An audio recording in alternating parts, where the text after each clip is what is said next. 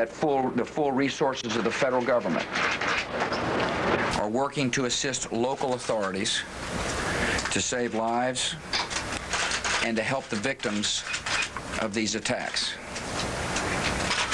Make no mistake, the United States will hunt down and punish those responsible for these cowardly acts.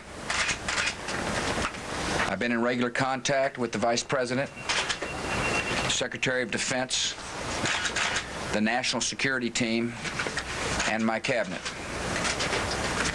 We have taken all appropriate security precautions to protect the American people. Our military at home and around the world is on high alert status, and we have taken the necessary security precautions to continue the functions of your government. We have been in touch with the leaders of Congress and with world leaders to assure them that we will do whatever is necessary to protect America and Americans. I ask the American people to join me in saying a thanks for all the folks who have been fighting hard to rescue our fellow citizens, and to join me in saying a prayer for the victims and their families. The resolve of our great nation is being tested. But make no mistake, we will show the world that we will pass this test. God bless. Making sure that everybody who were on my floor were out of the building, evacuated, and a repeat of 1993, since I was there the last time. That's right. You've worked in that building for 15 years. You were there in 1993 during the terrorist attack then. Let me go back to you going down 71 flights of stairs. How many people were with you? What did you encounter along the way? There were about 4 people with me at that point, since we were the last one to leave the 71st floor. And in mid-level, we encountered a young lady who was an handicap with crutches and asking for help. And between the 3 of us, we helped her down to the lower floors. Now, when you got downstairs to the bottom of the building, what did you think? What was the first thing that you did? What you're seeing are high shots. Now, here we're going to show you a videotape of the collapse itself. Describe that. Now we go to videotape, the collapse of this building.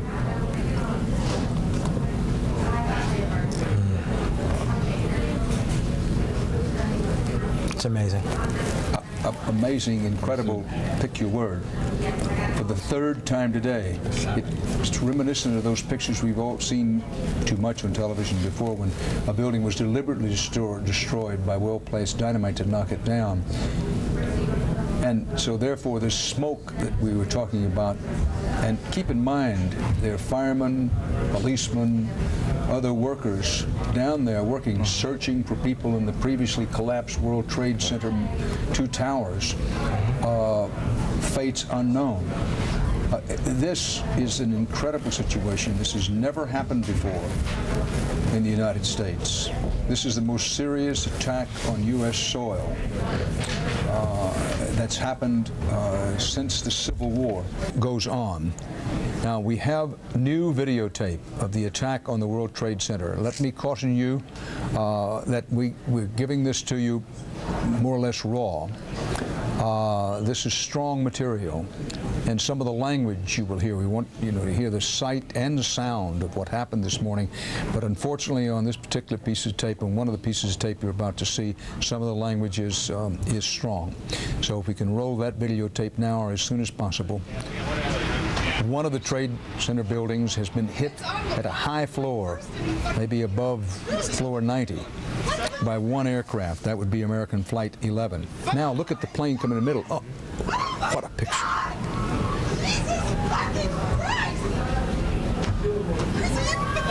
Don't touch it. Oh my God! That plane hit the second building at a much lower level. First plane hit very high up on the one tower, maybe floor 90 or above. Second plane at what? I don't know, maybe floor 71 71 and up. Yeah. You may want to run that videotape again. This we just got into our newsroom. This videotape. And not long after this, first one and then the other, these towers collapsed, and now we've had Building 7 of the World Trade Center, where Salomon Brothers Smith Barney had their headquarters. We're going to re-rack that videotape and show it to you again. As we do the re-racking, say that we don't have any confirmed figures on the number of people killed at the Pentagon or the number of people wounded there in Washington where a hijacked plane hit. We have no idea of the New York fatalities. Here again is this photograph. The building on the left is about to be hit by the hijacked incoming plane. What the hell is that? Holy fuck! Oh my God! Oh my God! Jesus fucking Christ! Don't touch it. Oh my God! A ball of flame envelops the second of the World Trade Center towers. Untold death and destruction. As after being hit by the second plane, the second tower eventually collapsed after the, both of these twin towers collapsed. Now Building 7 in the World Trade Center, after being evacuated, we're told, collapsed. In the debris below, people still trapped. This is new videotape that had not been seen before. Dateline Washington, the Pentagon now says, and we've checked and double-checked this, 100 people believed killed or injured. There's no differentiation. We still don't know how many killed, how many injured at the Pentagon, but the Defense Department says its best available information is 100 people believed killed or injured at the Pentagon. And while the Pentagon symbolically was one of the two targets today, that the death, the wounding, and the damage at the Pentagon, nothing to compare with what's happened with the World Trade Center complex. Paramedics waiting to be sent into the rubble today were told that once the smoke clears, it's going to be massive bodies, quote unquote. That's Brian Stark, an ex-Navy paramedic who volunteered to help. Stark said paramedics were told that, quote, hundreds of police and firefighters are missing from the ranks of those sent in to respond to the initial crash. Now, mind you, this is only one person speaking. New York police and firemen rushed to the scene this morning, as is their destiny when they volunteer for such work. They place themselves in harm's way. And it has been thought throughout the day that certainly some police and firemen would turn up missing, and according to this paramedic, he says he was told, quote, that hundreds of police and firefighters are missing. Let me caution you, we do not know that for a fact. And as we've said repeatedly, and I say again now without apology, sometimes the first information you get from the scene turns out to be wrong information. We do our best to nail down the facts. We'd rather be last with information than be wrong.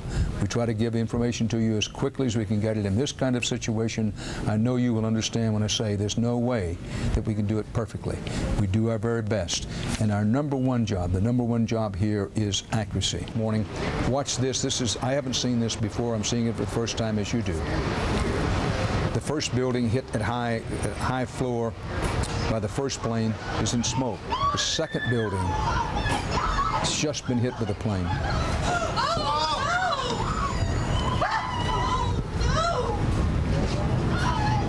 The whole building's gone. I beg your pardon. It was the collapse of the first tower. Now let's go back over this videotape we'd not seen before. Jesus! The tower that was hit by the first plane is still standing. It won't be for long. Remember, this all happened this morning between 9 and 11 a.m. In the second building, now you saw, we'll show these videotapes to you in sequence. First you have the videotape of the plane coming, and it was coming at pretty high speed. Much greater speed than the first plane that hit. We have videotape showing the building hit, and then this second videotape taken from some distance of the first of the towers to collapse. Perhaps we can re-rack that videotape at some point. Strange, eerie. I used the word, if it is a word, Dantesque earlier in the day. How instead of a ball of flame going up and great billows of smoke going upward, They came downward into and toward the earth itself. But that's because the building collapsed. Now, this is the collapse, the first of the towers to collapse. We just secured this video.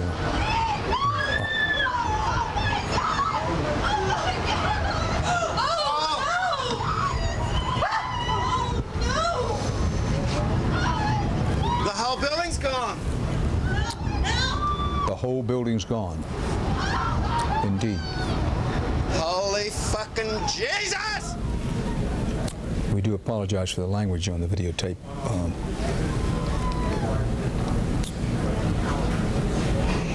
Now, one can understand people seeing this incredible sight.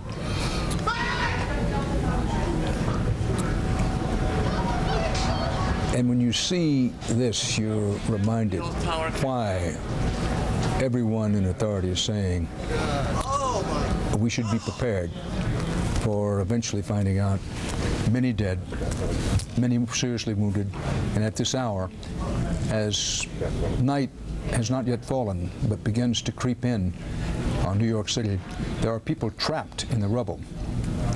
And when the third building collapsed, World Trade Center building number 7, people who are making efforts to save those people in the rubble who are trapped in there. Some of those people were in peril as that Trade Center building number 7 collapsed within the last hour, hour and a half. Now what you're going to see next is videotape of the second World Trade Center building collapsing from a different view than you've seen it before. This is again new videotape. One of the World Trade Center buildings has already collapsed. The second, the actual first one hit by the plane, is still standing. It is a smoking ruin on its upper floors.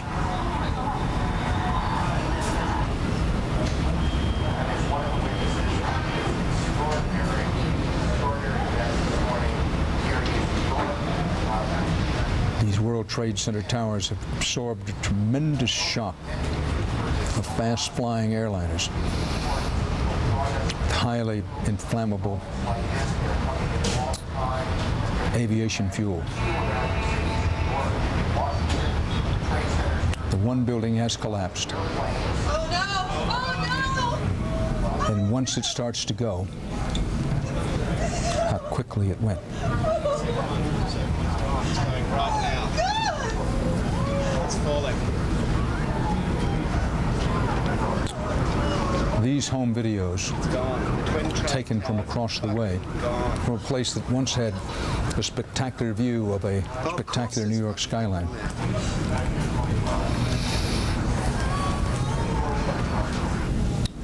And the smoke told the story. And yet new bellows of the horrible smoke and the stench from the smoke began to fill Lower Manhattan all anew. Clear shot, please. Right, clear shot.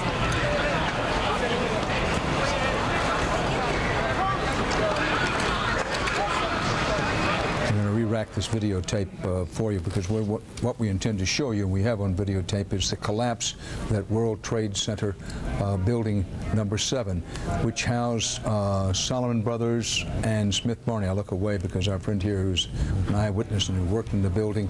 And by the way, let's get a picture. Another, you know, he wouldn't call himself a hero. Here's a man in our studio who's given us some eyewitness reports here today, who calmly got together, led people out of the building. It was his responsibility. He took it upon himself to get people out and then get himself out. Was there actual panic as you did that? There were panic among the staff, yes. But the important thing, everybody got out on time before. Well, you won't say it, but I will. You got everybody out. Yeah.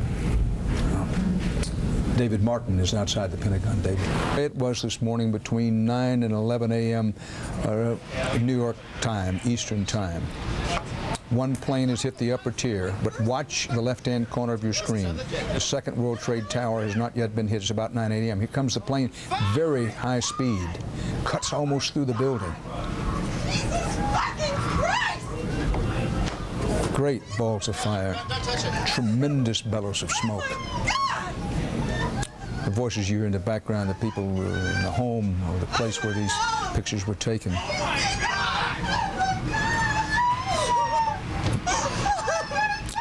So the second building was hit. Now, you note the plane went in at about, that aircraft hit that tower at floor about 71. The first building was hit, 90 or above, say. So both buildings are now smoke and flame. Now, different view. Both buildings are aflame. And then the building that was hit second comes tumbling down. That was the one where the airplane came in particularly quickly and hit the building at about floor 71.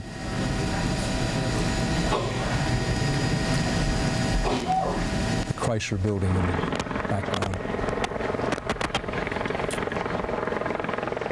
Now the second tower, which was actually hit first by American Flight 11, begins to crumble.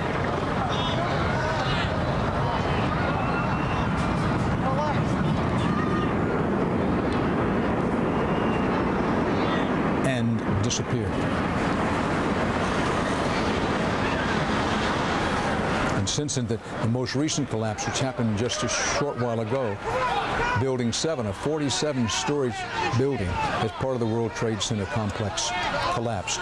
That building had been, we were told, completely evacuated. But the fate of people on the ground, including rescue workers, as it came tumbling down, we simply don't know. But it had been threatening to collapse, had been on the verge of collapse for a long while, so perhaps most of the area had been evacuated. But who could have anticipated this kind of incredibly dense and fast-moving smoke, which covers many blocks in New York?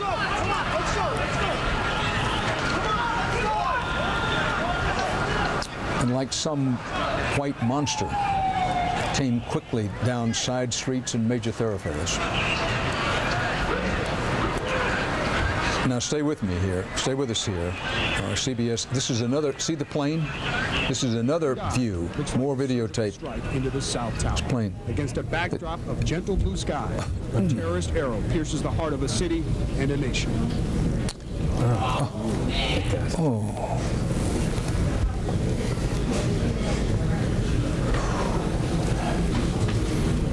Those two sequences we should see again. One more horrifying than the next. And we will show you. This was a United Airlines flight 175. Some of this video has just now become available. And in the aftermath, well, if you've been with us, you know what happens. We're going to try to re-rack. That's the opposite side of the second tower hit. You know, we had different views during the day, but this was photographed from that side of the building. Now we're going to re-cue that sequence of videotape. This includes new videotape material obtained by CBS News over the last hour and a half. We have shown some of it. Now, this is the latest new video we have. You see the plane coming in high speed, aiming for the mid-level, and hits it. Pierces the heart of a city and a nation. That was the second flight, United Flight 175, and this is a reverse side of the building. See, the plane actually pierced the building. There were several angles. Virtually came out the other side. Horrifying than the next. Yet another view, the plane hitting. 175 out of Boston. It's almost like the building swallowed the plane. Yeah. Yes. And here you see this aircraft below. Did you see that? Had to be looking closely on the right-hand side to see it hitting there. And indeed, Russ Mitchell said it's almost as if the building swallowed the plane and then belched back up. All right, we're going to replay those pictures. Stay with us here, folks. This is live television, not always the neatest. Look at this aircraft, the speed with one World Trade Center has already been hit. This plane is coming in, midsection hit. A terrorist arrow pierces the heart of a city and a nation.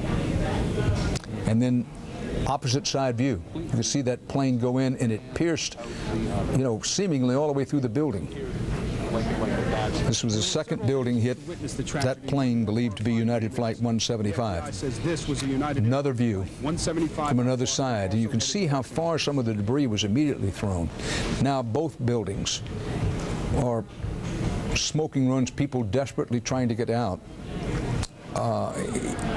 This is yet another picture of the plane hitting. Some of this video we did not have available this morning. Now, however high the death and wounded toll turns out to be from the World Trade Center, it would have been immeasurably higher if so many people had not kept their heads and calmly but quickly evacuated the building. Some of them walking down, you know, as many as at least 50, sometimes 60 floors to get out of the World Trade Center. Now, there are pictures available of the explosions in Kabul, Afghanistan. Now, we'll show you these CNN pictures from Kabul. It's apparent that some of the rescue workers in the first wave that went to the first building were killed with the second blast. Now, as for what's happening in Afghanistan, if you're saying to yourself, what about these pictures we're seeing from Afghanistan? We simply don't know what the situation is in Afghanistan, and we are being cautious, skeptical about information. Yes, there's at least one news organization reporting that American missiles have struck Kabul, Afghanistan, but we do not know that to be a fact. But we do know that there have been a series of explosions described in Kabul, Afghanistan, and clearly there's been at least one explosion that caused a good deal of fire in that capital of Afghanistan. But we simply have to wait for some kind of confirmation before we're going to report that any American missiles have struck that city. Is it possible? Yes. Is it probable? You decide. Is it a known fact? Not yet. Now, Sandy Berger, former head of the National Security Council, has just joined us on the set here at our World News headquarters, CBS headquarters in New York. But while he gets settled, we'll be talking to him shortly. We go to Bob Schieffer, our chief Washington correspondent. Bob. I was walking to work, and all of a sudden, I see a jet crash into the first tower. An American Airlines flight loaded with 92 people crashes head-on into the North Tower of the World Trade Center. And then we heard the crash. We ran to the window. Into the building. It went into the Trade Center. We hit the Trade Center. We saw the shrapnel fall, and then we said, "Get out!" And minutes later. Oh, there's another one. Another plane just hit. Right. Oh my God! Another plane has just hit. I heard a roar, and I looked around thinking that it had to be a helicopter, and I looked up and I saw the second plane hit. A second commercial plane, a United Airlines jet, also hijacked, carrying 65 people, plows into the South Tower. First one we thought was an accident. When we heard there was a second one, we definitely thought it was terrorism. On the ground, witnesses could not believe their eyes. 70 stories up with the building burning. Reason gave way to desperation. New York's bravest never had a chance. We really never even got to that close to the building. An explosion blew and it knocked everybody over. Less than an hour later, the South Tower came crumbling down. It collapsed. The top floors collapsed down. I saw it blow and then ran like hell. Thank God. I'm 69, but I can still run. But it was far from over. Tower 2 collapsed into Tower 1. Within minutes after that, we were ordered out. When the dust settled, signs of life started to emerge. Chaos. There's chaos out here. It really is. So the Twin Towers fall. It's amazing. It's crazy. I can't believe this shit is happening. I really can't. It's nightmares. Armageddon right here. This was the worst act of terrorism on U.S. soil, but not the first attack on the World Trade Center. 8 years ago, terrorists set off bombs in the basement in an effort to take down the two towers. They failed. Today, mission accomplished. I tell you what, it's a sad day for America. It really is. By 2 o'clock this afternoon, firefighters and police officers and paramedics by the hundreds stood by, many of them feeling helpless. There was nothing they could do at this point because the building was still unsecured. Our main priority is to get in, do a search and rescue, look for survivors, and then clean up what's left. And we can't do that until the building is deemed safe. Ankle deep in debris and despair, rescue workers waited. Some had relatives of their own inside. One police officer told me her sister worked here on the 40th floor, due in at 9 a.m. She was always early, she said. always. A sign on a paramedic's van spoke volumes. We're going to do the best that we can to get people out of there, get them to the hospital, get back in line, go back out there and do it again. New York Port Authority Police Chief William Hall choked back tears. For him, this was no longer just work. On a personal level, because I know that these are all your men and it's a business, but I'm sure that a lot of these guys are your friends. How you holding up? It's not a business now, it's personal now. Sir? It's personal now. We have to get them. Back live, we have had little relief here. Take a look at this. About an hour ago, World Trade Center building number 7 collapsed. A 42-story building, weakened by the devastation that had occurred earlier today. No word of any casualties in the building. It was the one calamity that was not a surprise. Police had evacuated the area hours ago. Fearful building number 7 would indeed fall down. This morning when the first tower collapsed, I was standing about 3 blocks away with CBS News correspondent Mika Brzezinski. As a fireball rolled toward us, Mika grabbed her shoes, I grabbed her hand, and we ran like hell. Thousands did.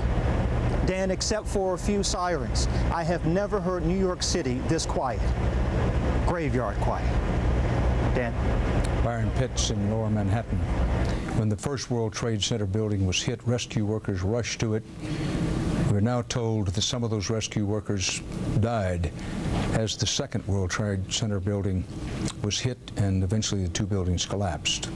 Now about today's other terror strike at the seat and symbol of U.S. military power, the U.S. Defense Department, the Pentagon. There were 64 people aboard American Flight 77, the jetliner hijackers used to ram into the Pentagon. CBS News' David Martin reports the deadly impact there. David? Dan, as you can see behind me, the Pentagon is still smoldering from that direct hit it suffered this morning, but it's finally cooled down enough so that rescue workers can begin the task of recovering the dead and wounded. One early count put the number of dead at 20, but no one expects it to stop there. The first attack ever on the Pentagon occurred at 9:38 a.m. Eastern Time. Clip this ball over here, hit another ball and slammed right into the building. Huge explosion, and then utter pandemonium, as you might imagine. I mean, everybody was screaming, "Oh my God!" A hijacked American Airlines jet, which had just taken off from Dulles Airport, flew right up the main highway leading north into Washington and straight into the citadel of American military power. There was no doubt about it. It was American Airlines slammed right into the building, and there was no doubt about it. Whoever was piloting that plane was aiming for the Pentagon. Fearful that, like the World Trade Center, a second airliner was on its way, most of the building's 23,000 workers fled. Plane's coming in. Come on. Let's go. Let's go. We're not playing around here. Let's go. F-16 fighters circled overhead looking for a second attack, but the damage had already been done. The plane had drilled a hole about a third of the way through the world's largest office building. The wounded were rushed to nearby hospitals as the fire spread and an entire section of the building collapsed, trapping many, many more inside. Arlington search and rescue personnel are just now, and it's about almost 2 o'clock, just now gaining access to portions of the building where the plane hit because the fires were too intense. One ray of hope. The Pentagon is undergoing a major renovation, and some of the offices in the path of the plane were vacant. We're trying to find out who made it out okay and account for the people that may not have made it out. When the plane hit, Defense Secretary Rumsfeld dashed from his office on the other side of the building. And proceeded down towards the impact point in the building.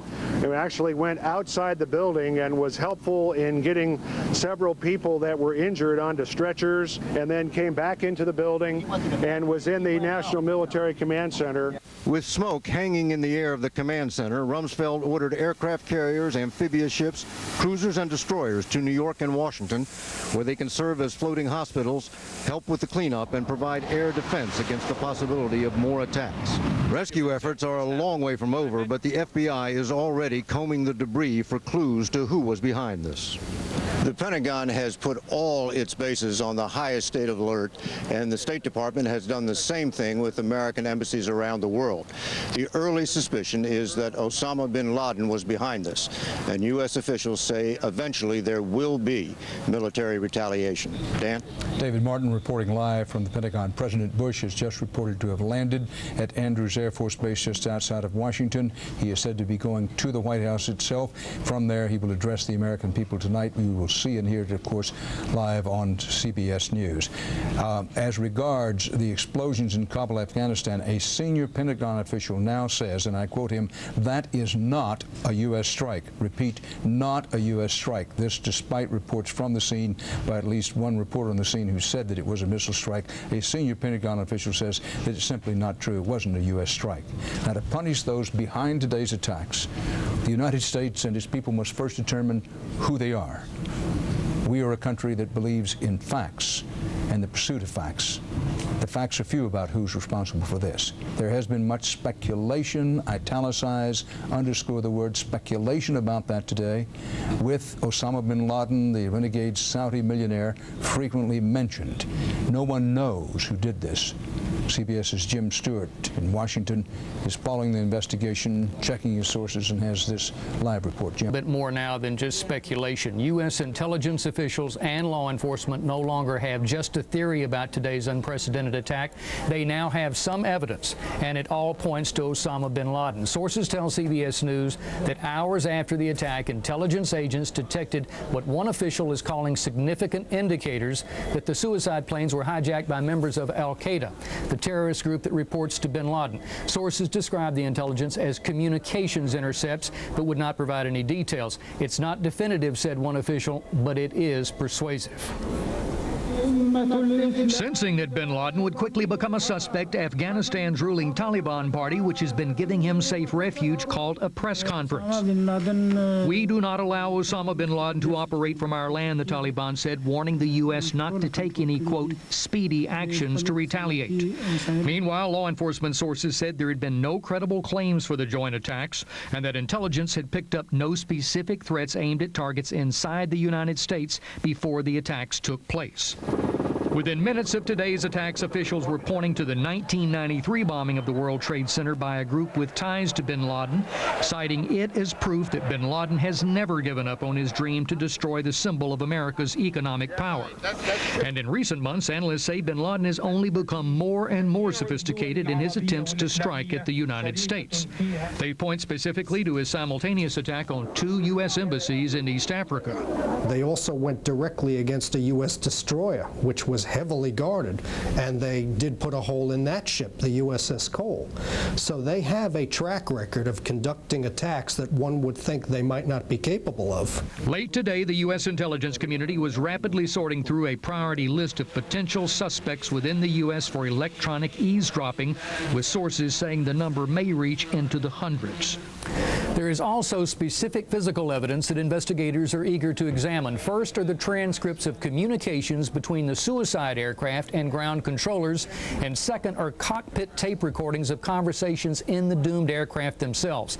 The working theory is that the hijackers were pilots themselves and forcefully took over the controls to dive the jets straight into their targets. Dan? Crumpled to the ground.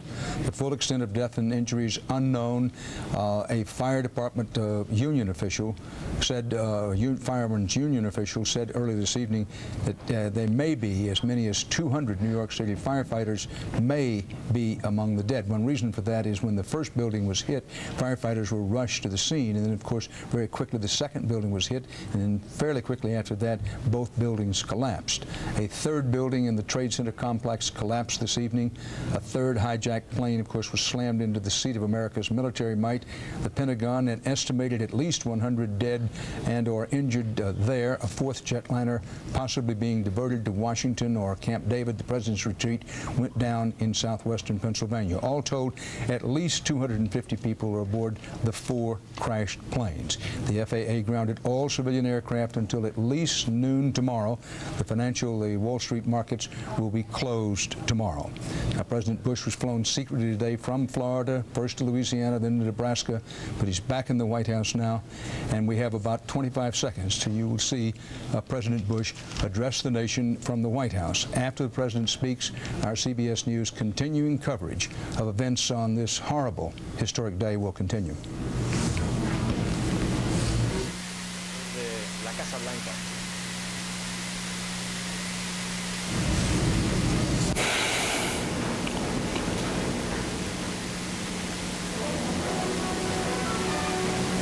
Good evening. Today, our fellow citizens, our way of life, our very freedom came under attack in a series of deliberate and deadly terrorist acts.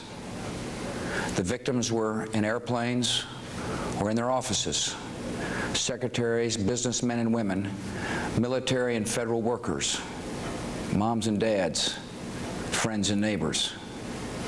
Thousands of lives were suddenly ended by evil, despicable acts of terror.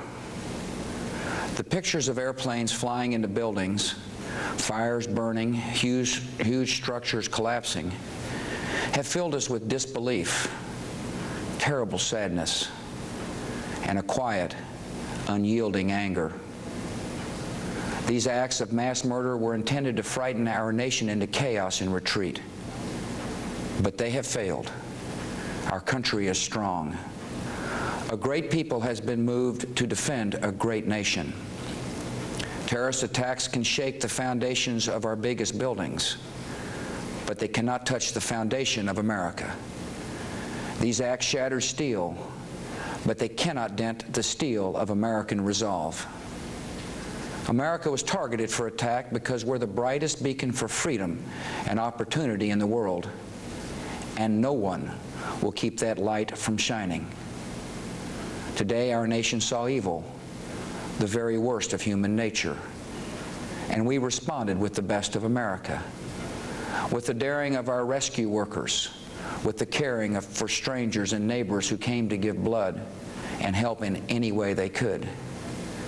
Immediately following the first attack, I implemented our government's emergency response plans.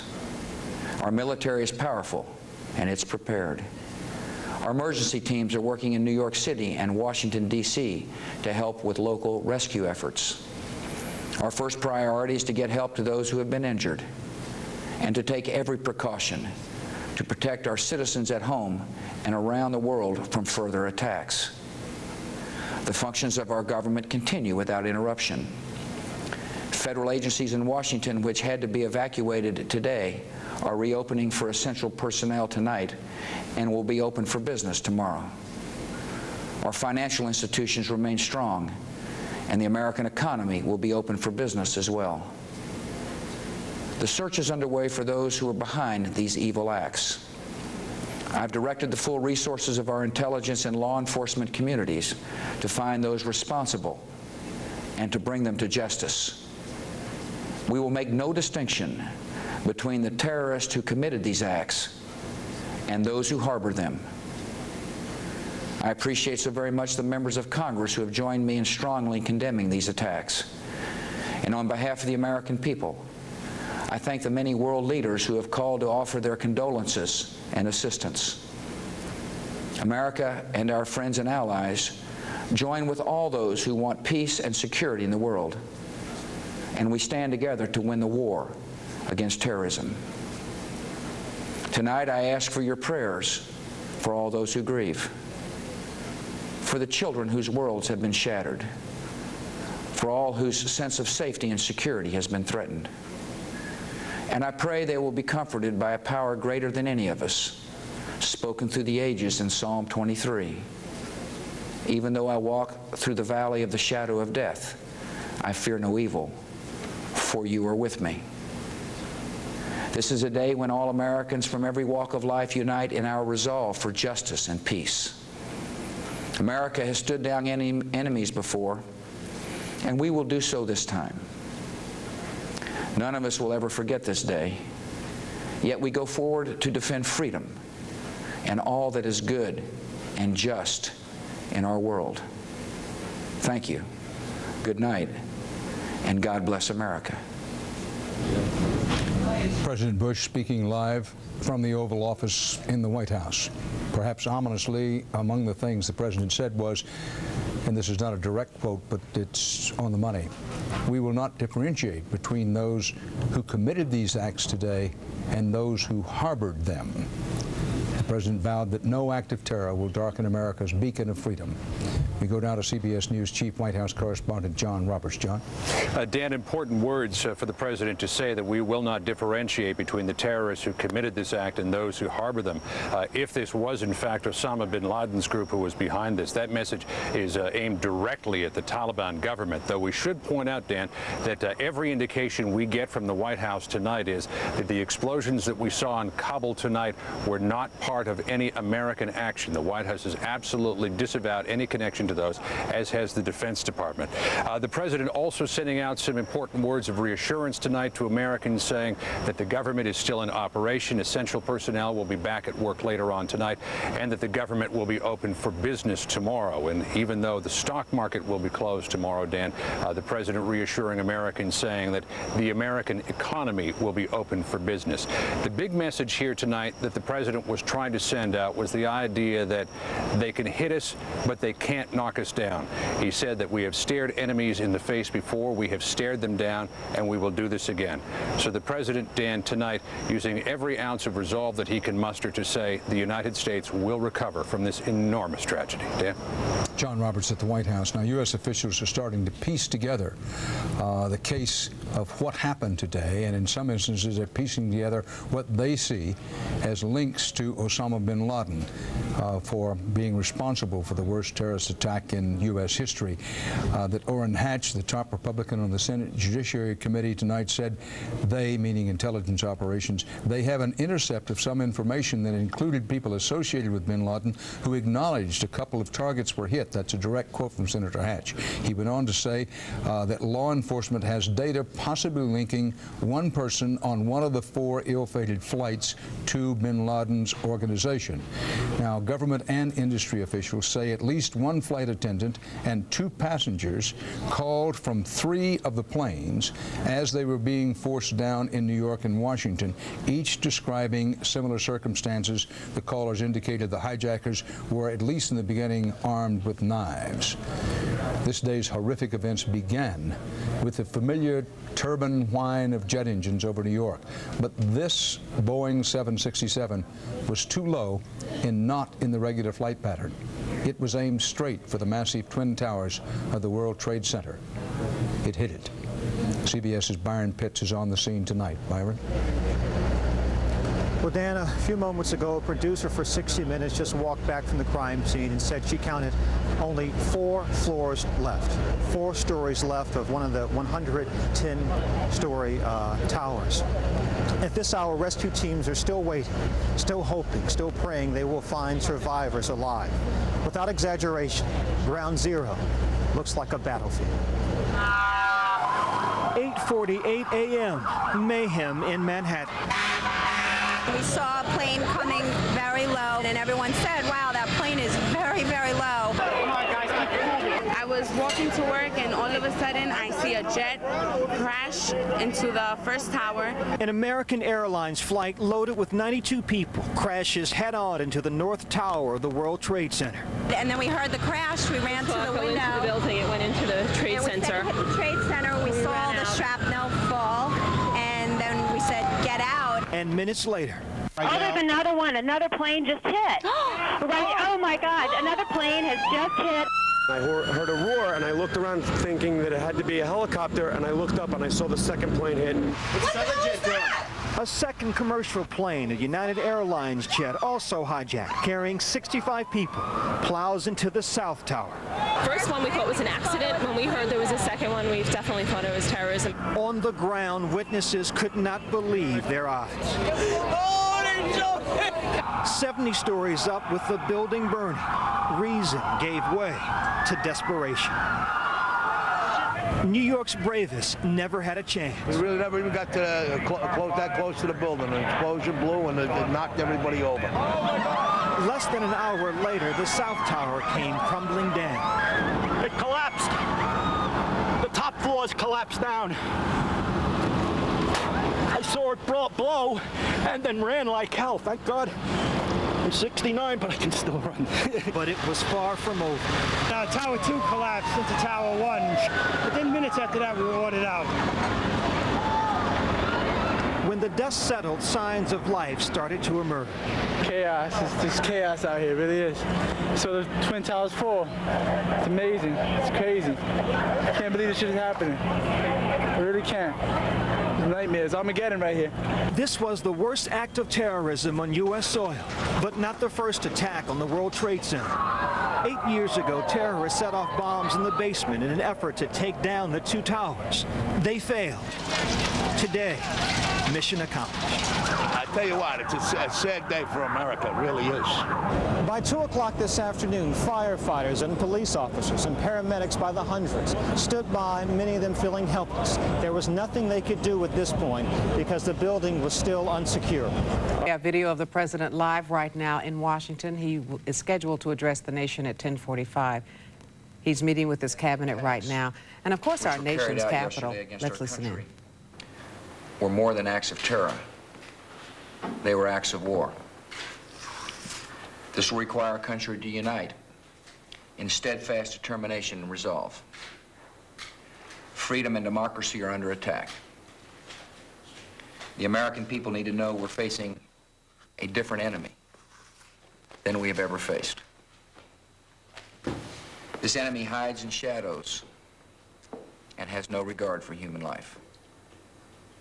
This is an enemy who preys on innocent and unsuspecting people, then runs for cover. But it won't be able to run for cover forever. This is an enemy that tries to hide, but it won't be able to hide forever. This is an enemy that thinks its harbors are safe, but they won't be safe forever. This enemy attacked not just our people, but all freedom-loving people everywhere in the world. The United States of America will use all our resources to conquer this enemy. We will rally the world. We will be patient, we'll be focused, and we will be steadfast in our determination. This battle will take time and resolve, but make no mistake about it, we will win.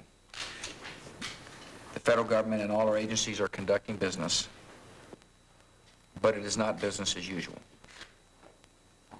We are operating on heightened security alert.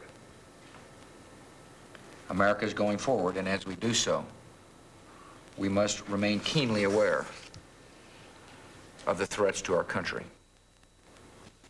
Those in authority should take appropriate precautions to protect our citizens. But we will not allow this enemy to win the war by changing our way of life or restricting our freedoms. This morning I am sending to Congress a request for emergency funding authority so that we are prepared to spend whatever it takes to rescue victims, to help the citizens of New York City and Washington, D.C. respond to this tragedy, and to protect our national security. I want to thank the members of Congress for their unity and support. America is united. The freedom-loving nations of the world stand by our side. This will be a monumental struggle of good versus evil, but good will prevail. Thank you very much. Speaking of formal declaration. Thank you all. Thank you all. Lights, Please. Formally, Thank you. Thank you. Everyone step out. Thank you all. Thank you all. You know who's like lights, please. Thanks. Vice President Cheney on one side, Colin Powell on the other, as he talks to his cabinet and to the nation about what his thoughts are this morning. I mean, you were taking some notes, I was too, and I found it interesting that he... But here, at the moment, is Colin Powell. Let me begin once again by saying that our hearts go out to all the victims and to their families. It is a tragedy, but as the President has made clear, it is a tragedy that we are strong enough to overcome. Our spirits will not be broken. The resilience of this society will not be broken. We will find out who is responsible for this, and they will pay for it. We are undertaking a full-court press diplomatically, politically, militarily, and in the course of the morning and early afternoon, I have been in touch with a number of foreign leaders and international organizational leaders to coordinate the diplomatic approach to this. I have talked to Kofi Annan, Secretary General of the United Nations, and I thank the United Nations for the Security Council resolution they passed, and also for the statement from the General Assembly, and I expect the General Assembly to also work on a resolution later today. Lord Robertson in NATO is hard at work with a resolution that is under consideration now that would tee up, if I can put it that way, prime Article 5 responsibilities. Article 5 of the Charter says that an attack from abroad by any one against any member of the alliance is an attack against the alliance. If that resolution goes forward, that doesn't invoke Article 5 yet, but it puts in a position to be invoked when the United States makes a judgment about the nature of the attack and where that attack came from. And I appreciate what Lord Robertson and his colleagues are doing for us. I've also been in touch with Foreign Minister of Belgium, Louis Michel, who is also head of the presidency of the EU at this time, and High Representative Javier Solana, to thank them for the strong support we have received from the European Union and the statements they have made and their cooperation promise to us to deal with this tragedy and to move forward. I've also attended, along, of course, with my other colleagues, a National Security Council meeting with the President where we reviewed all that has happened and began to make our plans for the efforts we will be taking in the future, not only to bring these perpetrators to not only justice but to the punishment they deserve, but at the same time to undertake a worldwide effort to build a coalition against all forms of terrorism, wherever it may occur and however it rears its ugly head. This will be a major priority of the administration, and I can assure you it will therefore be a major priority of the State Department. I've also, in the course of the day, spoken to the Foreign Minister of Great Britain, Germany, Canada. I have spoken to Foreign Minister Perez twice, Prime Minister Sharon, Chairman Arafat, and Foreign Minister Manley of Canada, if I didn't mention that, Foreign Minister Ivanov of Russia, Foreign Minister Ruggiero of Italy, and I have another number of other calls that are in the process of being made so that we can bring all of this together. And I must say I am deeply touched by the expressions of support I have received from my colleagues. And as I think you all know, the President has been very busy, and I'm sure the White House has announced his 2 phone calls to President Putin as well as to Mr. Chirac, Jiang Zemin, President Jiang Zemin, Prime Minister Blair, Chancellor Schroeder, and Prime Minister Chrétien. So he's spoken to all 5 members, other 4 members of the Security Council, permanent members of the Security Council. And I will leave it to my other cabinet colleagues to talk about the issues under their purview over at Defense, Justice, and FBI.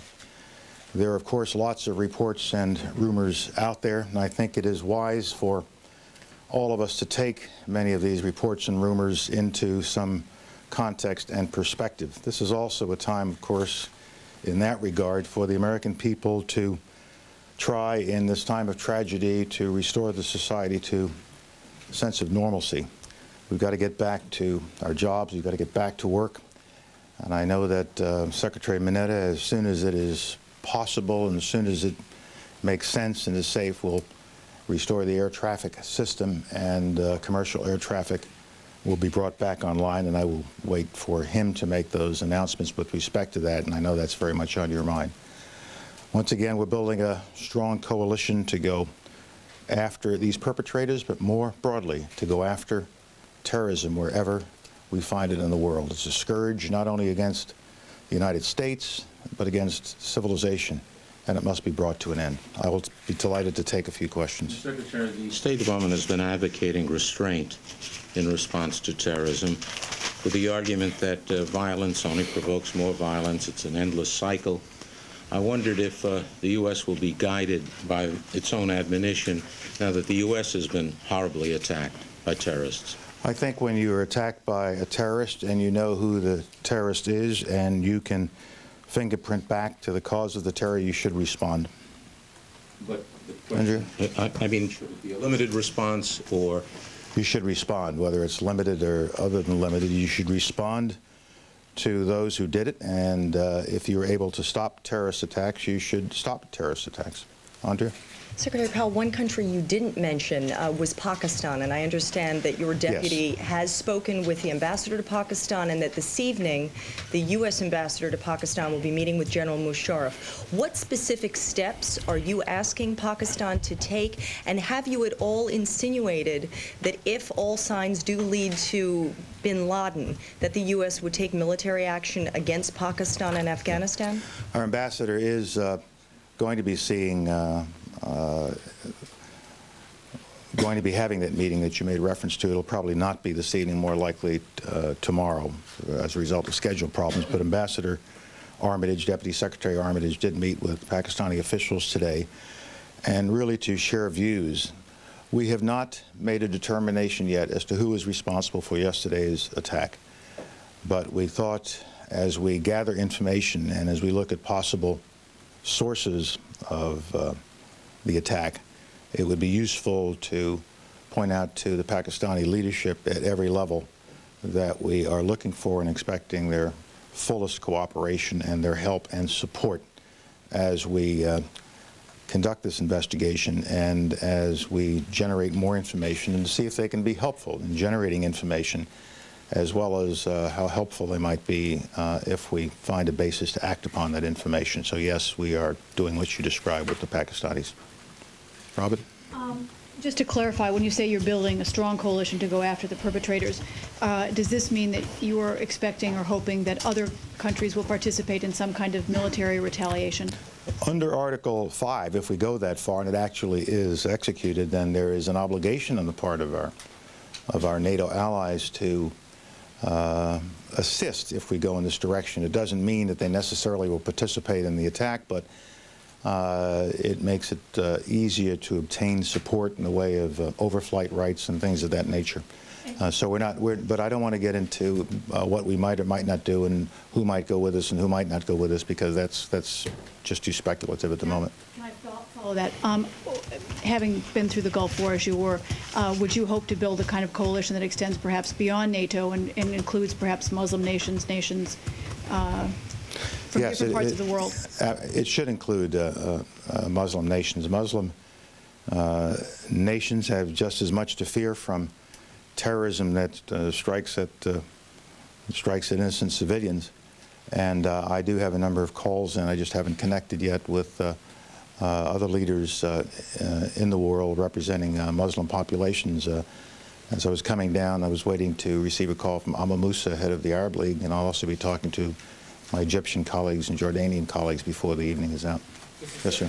You have not yet mentioned the point that President Bush made last night, the idea of holding other countries responsible. Yeah. This seems to be a dramatic escalation in the U.S. view on how it responds to terrorism.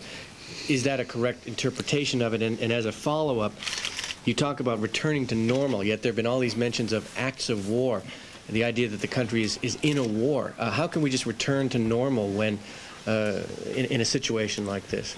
Well, on your first point, I mentioned in my earlier statements, and I will mention it again, that it's not just a matter of going after the perpetrators, but it's going after and dealing with the sources of support that they have, whether that source of support might come from a host country or other organizations that provide them. We have to make sure that we go after terrorism and get it by its branch and root.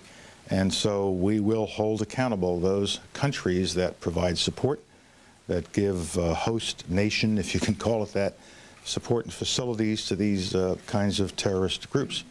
Now, yes, we believe that acts of war have been committed against the American people, and we will respond accordingly.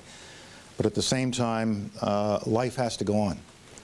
In all of the difficult times we will be facing ahead, we have to still try to return life to a sense of normalcy. We cannot be a people who are afraid to live. We cannot be a people who will move away from a relatively open society. We cannot be a people who walk around terrified.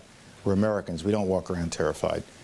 We're going to be strong in this difficult period, and we're going to move forward with pride and with determination, and we will get our society back to normal with whatever additional precautions nevertheless might be necessary to secure our society without locking ourselves down. Yes, sir. Secretary Powell, yesterday Senator Graham said that in response to the attacks he would be willing to reassess the ban on assassinations of foreign leaders. And I was wondering, would you support such a reassessment? The ban is an executive order, and we have not made such a reassessment, and I'll just leave it there. Mr. Jane? India has said many times in the past that Pakistan is harboring terrorism and there are training camps in Pakistan, and now U.S. officials, including a number of lawmakers here on the Hill, are saying that Osman bin Laden have his training camps in Pakistan, and because he's sending all his, running his empire or terrorism empire from Pakistan. So now, is it time now to go after those countries who are harboring terrorism really? Because how long can we wait, or how many innocent people can we kill? Well, I don't want to confirm what the Indian government may or may not have said. But as the President said last night, we will be directing our efforts not only against terrorists, but against those who do harbor and do provide haven and do provide support for terrorism. Jane? Deputy Secretary Armitage heads a task force with the Russians on Afghanistan, where the United States and Russia seem to share some interest. Can this be used as a platform in the coming days? Yes, and we're planning to do that. In what way? As you know, it's a little difficult to travel right now, but we're looking at ways that he and Deputy Foreign Minister Trubnikov can pursue this. With a country like Afghanistan, with whom we don't have diplomatic relations, there's less leverage that we have against that country. What kind of things are you thinking of using now when you talk about going after the entire country? Is it food aid? How else can you We haven't singled out any country to go after. What we're trying to do now is gather the evidence and the information so that we can make a judgment as to who is responsible for this act. And once we do that, we will go after that group, and we will determine what kinds of support they've been getting from what host countries or other supporting agencies, and we will go and deal with them as well. Mr. Secretary, there are some 25 organizations on the list of FTOs, the State Department's list. Should all those organizations consider themselves targets of this global campaign against terrorism? And secondly, when you speak to the Arab leaders, and will you be asking for specific acts of support, of material assistance in this campaign? On the first question, just the very designation that they have been put on that list of foreign terrorist organizations suggests that the United States will be taking action against them, and we just identified another one this week, the AUC in Colombia, and we take certain actions against them. It doesn't mean we go in and attack them with military force, but there are a variety of political and diplomatic and other and legal actions that you can take against them. With respect to conversations with Arab leaders, I'm sure I will discuss with them a full range of possibilities as to what kind of support they can give us of a political and diplomatic nature. I don't know of any other kind of support that I would ask for at this time. I might mention that in the context of my discussions this morning with Shimon Peres and Chairman Arafat, and also Prime Minister Sharon, I encouraged all sides to do everything they can to get this process of meetings started that we have all been waiting for Mr. Arafat and Mr. Peres to find an opportunity in the very near future to meet and not have protracted discussions about where to meet. It's more important to meet. So in this time of tragedy, in this time of heightened tension throughout the world and especially throughout that region. Let's seize this opportunity to see if we can not start this process of meetings, the schedule of meetings, so that we can get to the Mitchell Peace Plan. So even while we are dealing with this situation, this crisis that is here in Washington and New York, we are also working on the Middle East situation and seeing if we can get that jump started. Yes. Do you believe that this attack is linked to the events in the Middle East, to the Arab-Israel crisis, or is this something that preceded this current intifada? And secondly, do you believe that this bombing will somehow serve as a problem for moderate Arab governments whose peoples seem to be more enthusiastic about this bombing than their governments who have condemned it? The governments have condemned it. I think that when it is realized throughout the region what a horrible act this truly was, I think it'll be sobering for the region.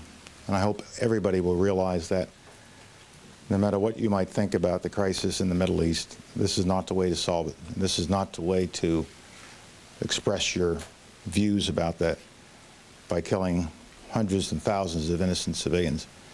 I hope that is sobering to anybody who has any civilized drop of blood flowing through their body and who believe in an almighty of some form or another. This is not the way you do it. There's no religion that would condone the kinds of action that we are seeing. And so I hope this will be a sobering experience for the world, and especially for those in the Middle East and in the Persian Gulf. Yes, Steve. Yeah. Mr. Secretary, we know you have said that you don't know who's responsible, but your comments this morning on television and the President's comments about harboring terrorists do seem to indicate an organization such as Osama bin Laden, and also about harboring terrorism point to Afghanistan as a country that harbors terrorists. What did you make of the comments by the Supreme Leader of the Taliban yesterday about the attack? And do you think that that the Taliban are still harboring Osama bin Laden? And if he is deemed responsible for this attack, do you think that the Taliban will expel Osama bin Laden and help the U.S. bring him to justice? I'm sure that the Taliban leadership providing protection and opportunities and facilities for Osama bin Laden. But I don't want to get into the hypotheticals as to whether or not he is responsible for it. A body of evidence is being developed, and in due course we'll make an announcement, but I don't think it's useful to say, well, we are 50%, 60%, 70% sure it's this organization or that. That just leads to very often incorrect answers, and I don't think it's helpful during this time. So as the evidence builds, and it is building, in due course, we will make a judgment, and we will act upon that judgment in the way the President has indicated. The last one for Alan. Mr. Secretary, what conversations do you anticipate having with the leaders of Persian Gulf countries? What support will you be seeking from them if, in fact, it's found that the threat originated in their part of the world? And what kind of military latitude would you like to be able to exercise in that part of the world with their blessing? If we think they can be helpful in finding those who may be responsible, we will expect that help, and we will express that point of view very, very clearly, and I've already started to do so in some of my preliminary conversations, and frankly, I expect support. They are outraged, they are shocked, they are stunned, whatever their views might be, or whatever the views of their people might be with respect to the crisis in the Middle East. They are stunned and find this to be a deplorable act. I think they are speaking not just as leaders, but as leaders of people who, although some might rejoice and shout, most find this to be deplorable and something to be condemned. And going back to an earlier question, obviously the conflict between the Palestinians and the Israelis has been going on for a long time and is always in the background, but some of the terrorist organizations that we have seen at work over the years conduct terrorist activities against the United States, regardless of how the peace process may or may not be going with respect to the Israelis and the Palestinians. Thank you very much. Thank you. What conversations you were going to have with the Persian Gulf leaders? I beg your pardon? Specific conversations you anticipate.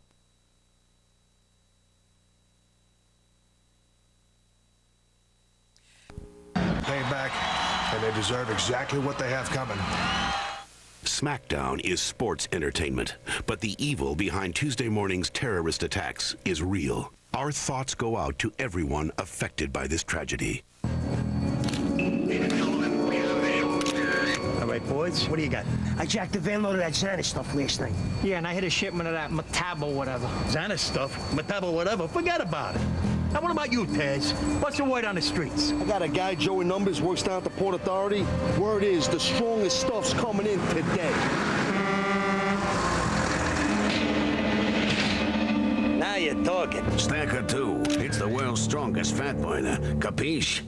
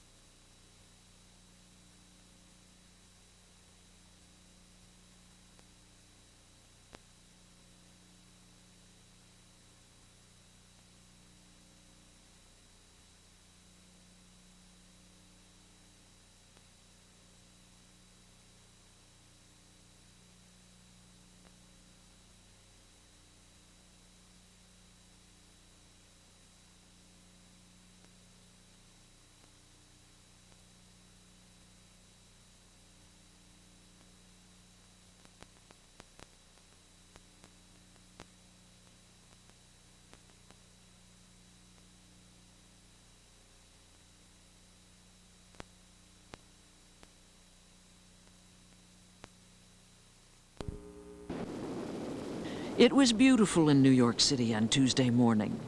Achingly, impossibly, incongruously beautiful. At 8:48, when the horror began.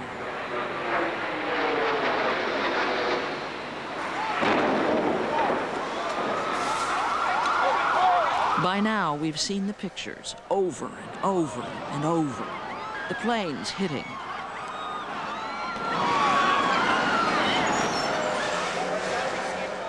The towers collapsing.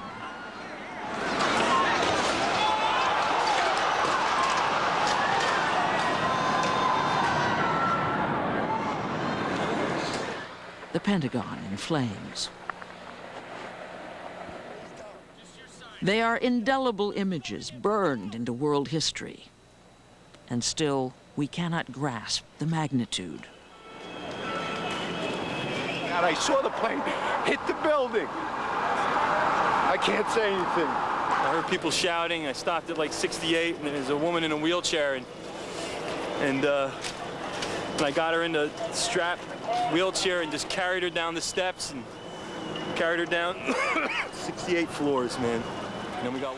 How can we comprehend a morning on which thousands of people, unknowing, woke up, looked at themselves in the mirror for the last time, and got dressed to die?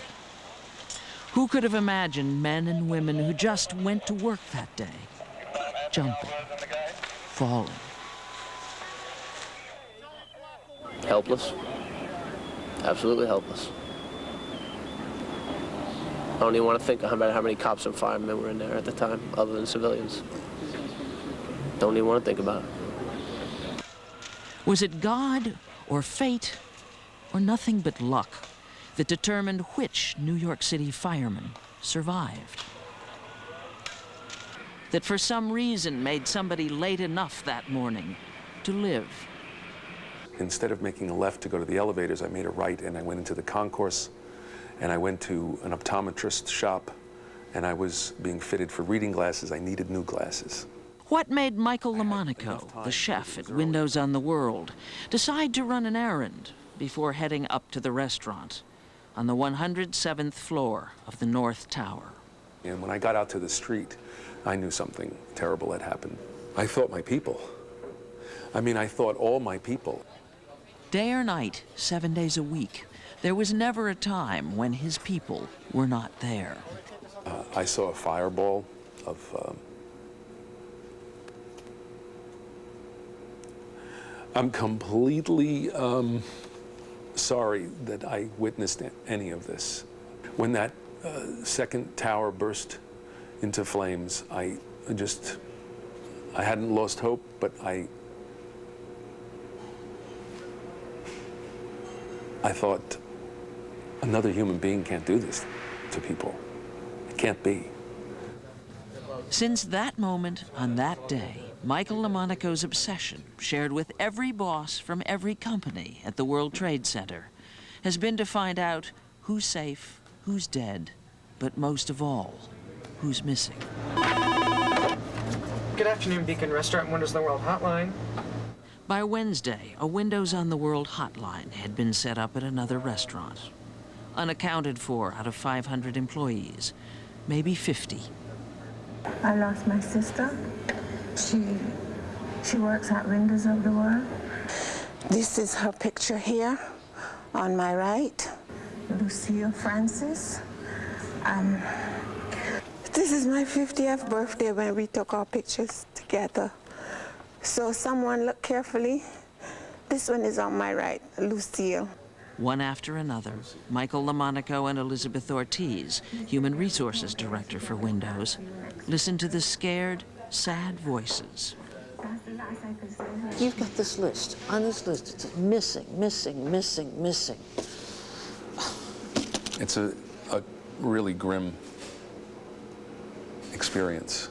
We haven't lost anybody yet. We can't say lost. They're just, they haven't been found, so they're missing. I mean, how else can we feel? We have to have some hope. When Windows on the World opened, food critic Gail Green wrote, "Down below is all of Manhattan, and helicopters and clouds. Everything to hate and fear is invisible," she said. And so it seemed, even after the 1993 bombing of the World Trade Center. Well, the first thing it was when I joined it was a symbol of American and New York courage. And Windows Public Place was there as a symbol of democracy and triumph over evil. How ironic that seems now. Elizabeth Ortiz and her assistant Christina Quinn, together on Friday, made the rounds, found themselves along with thousands of others trying to find names on lists, touching them the way people touched the names on the Vietnam Wall. The missing smile at us. We peer into the privacy of their past happiness. Like the population of a whole lost city, they are gathered spirits haunting us.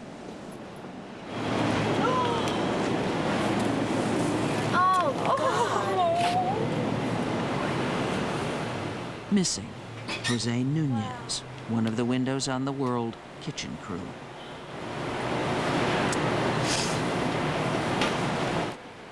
At the end of the day, Elizabeth and Christina have learned that one man is dead, not missing. that's all. They have no news for the family of assistant pastry chef Norberto Hernandez. For one heartbreaking night, they thought he was in a hospital in New Jersey. Once we got there, it was the wrong person. It was by somebody by the name of Greg Hernandez. It wasn't him, so... Ron Hernandez. Yes. So they continue to look. They pray, as thousands of other families pray, that their loved ones will be found alive, not here. We see the bucket brigades, the rubble mountains. They are oblivious to them. They are hardly aware of the threat of war, these families. They live with their hope and their Xeroxed pictures. Missing, Mohammed Saladin Chowdhury, 39 years old, from Bangladesh. He had a master's degree in physics, but worked as a banquet waiter. His brother and his cousin are devastated. If he's alive, that's fine. If he's not alive, still we have to come to kind of conclusion that, okay, this is... What if you never find out? Let's hope that. Hopefully not. Let's hope that you will find it. We'll find it. We can hope. If for no other reason, to see his son. Farkat Saad Chowdhury was born at 9:13 a.m., September 13th, almost exactly 48 hours after his father, like 5,000 other people, went to work as usual and disappeared. We have seen what happened that day, and still we cannot grasp the magnitude.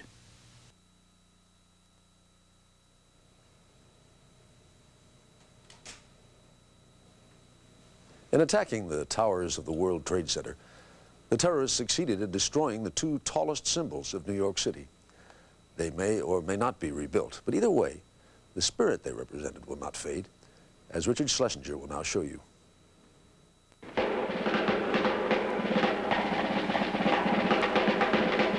From the very beginning, the twins were stars. In 1972, a student filmmaker named Gary Kaskell was so fascinated with the construction of the 110-story buildings, he made this movie about them. The film, like the towers and the city they once dominated, is loud and brassy and hard to ignore. Grandstanders and headline grabbers have always known one shortcut to the front page ran up the sides of these towers. Mountain climbers inched up to the top. Before he did this, this man was known to only a few people as George Willig. After this, he was known by millions as the human fly. Have you ever climbed another building? No. Would you like to climb another building? I don't know. I'll find out. Then there was Philippe Petit, who thought it would be fun to dance on a wire between the two towers. When I see a beautiful place to put my wire, I cannot resist. He was arrested. The human fly was fined. All the stunts that took place at the towers were illegal, but they were never evil until last week, when the tower's very size made them a target. There are a lot of numbers to describe how big the Twin Towers were, and even by New York standards, they are impressive. 50,000, the number of people who work there every day. There are towns in America that aren't that big. 10048, the zip code assigned just to the Twin Towers. And thousands upon thousands, the number of photographs Jay Maisel has taken of them. It was New York. This is what New York was about. This was like, here I am, the Twin Towers. Like me or not, you're going to see me from every place in the city. Maisel has photographed them in every season, at every time of day, and in every kind of light. They acted as, beautiful objects in the center of an environment. They turned red, they turned gold, they turned silver. Sometimes they were just white, and then they were incredible. And a very amazing quality when all the lights were on, too. And some people would ask me, how do you get them to turn all the lights on at once? That's when they were glowing gold.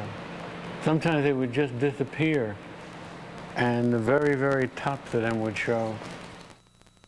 The Twin Towers were Maisel's neighbors for their entire lives. His home is not far from where they lived and died. Last Tuesday, he watched from his rooftop. At the moment I looked out, I saw this obscene orange and black blooming thing, like a flower. And it's very hard to realize what I was looking at. Afterward, I just kept shooting. That's all I could do.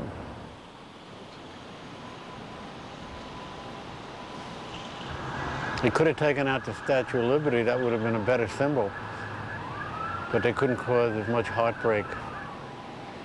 Only rarely has there been as much heartbreak as now. The very numbers that once made the towers so great, the number of floors they tolerated, the number of people they accommodated, now make the tragedy so much greater. And I've looked out the window for 35 years at these things, and I loved them, and they were beautiful to me. And they're not there. They're just not there.